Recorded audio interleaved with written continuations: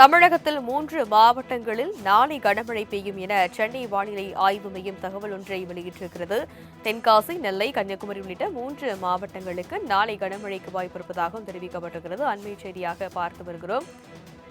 இது பற்றிய மேலும் விவரங்களை எமது செய்தியாளர் செலினா விவரிக்க கேட்கலாம். வணக்கம் செலினா, விவரம். தமிழகத்தில் வடகிழக்கு பருவமழை தீவிரமடைந்து வரக்கூடிய நிலையில் பல்வேறு மாவட்டங்களில் தொடர்ச்சியாகவே கனமழை என்பது பதிவாகி வருகிறது.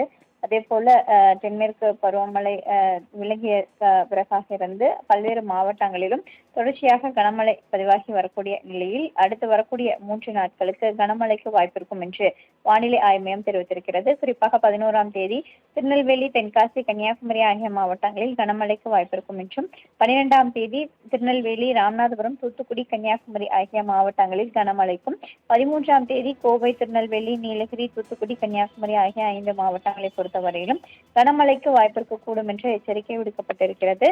அதே போல சென்னை மற்றும் புறநகர் சென்னையை பொறுத்தவரையிலும் அடுத்து வரக்கூடிய 2 நாட்களுக்கு லேசானது முதல் மிதமான மழைக்கு வாய்ப்பிருக்கக்கூடும் என்றும் எச்சரிக்கை விடுக்கப்பட்டிருக்கிறது.